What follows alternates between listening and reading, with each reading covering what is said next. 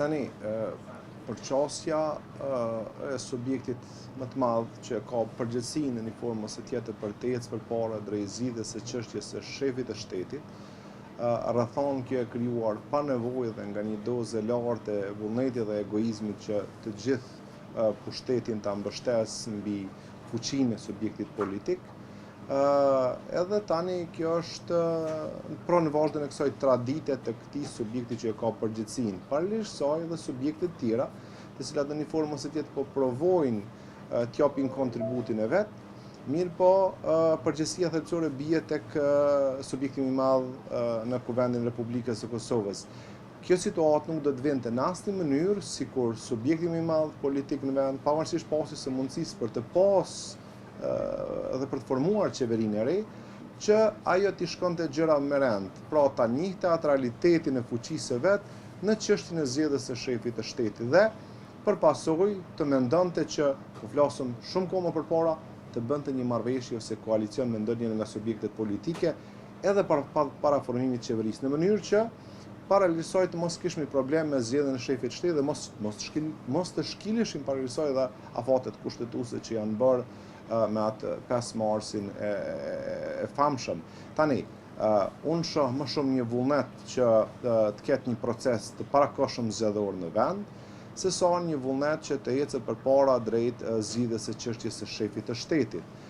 Kjo përgjegjësi bie kryesisht dhe në shumicën e gjithë rrethonës tek subjekti më i madh parlamentar në Kuvendin e Republikës së Kosovës, kurse subjektet e tjera gjithsesi se kanë atë peshën e vet, mirë po jo sa subjekti më i madh parlamentar në vend. Takimet e mbajtura konsideroj që po duken më shumë si takime për takime. Tani, subjektet tjera opozitare, parlamentare të Republikës së Kosovës po japin atë kontributin e vet duke mos u ikur këtyre takimeve, mirë po pala tjetër nuk është se po tregon sqarueshmëritë pozicionit të interesit të saj se për kësaj çështje. Tani, kemi pas një takim me Lidhjen Demokratike të Kosovës mes krerëve të tyre, pra të LDK-s dhe televizit vendosje, dhe ke parasysh është del dhe thuhet që na duhen megjithatë 84-85 vota për çështjen e zgjedhjes së shefit të shtetit. Mesazhet janë të ndryshme që i dërguan këtij subjekti politik, mirë po nuk ka sqarueshmëri. Në anën tjetër Partia Demokratike e Kosovës me të drejtë i kërkon që të ketë një sqarueshmëri të pozicionit të subjektit më të madh politik parlamentar në mënyrë që të dihet se për çka po diskutohet. Është nonsens që subjektet parlamentare, opozitare të japin votën për çështjen e presidentit pa një marrëveshje politike. Dhe në këtë rrafsh unë konsideroj që pala, pra subjekti me numrin më të madh në Kuvendin e Republikës së Kosovës, subjekti më i madh parlamentar, do duhet ta dinte se pa një marrëveshje politike tani më nuk ka mundësi të ecet përpara. Dhe kjo marrëveshje politike nënkupton në sens fundit të ndarjen e pozicionit, konkretisht reforma afirmative, ndoshta si shpjegim në qeverinë e Republikës së Kosovës, në mënyrë që edhe një subjekt tjetër politik të jetë pjesë e kësaj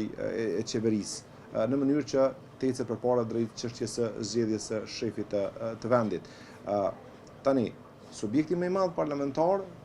ka pas mundësinë që në kryet herës të mos e binte situatën deri këtu, dhe kjo e bën atë që të ketë përgjegjësinë dhe pasojën,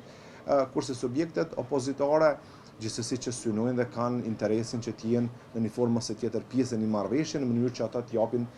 votën ose kontributin e tyre në zgjedhjen e çështjes së shefit të shtetit.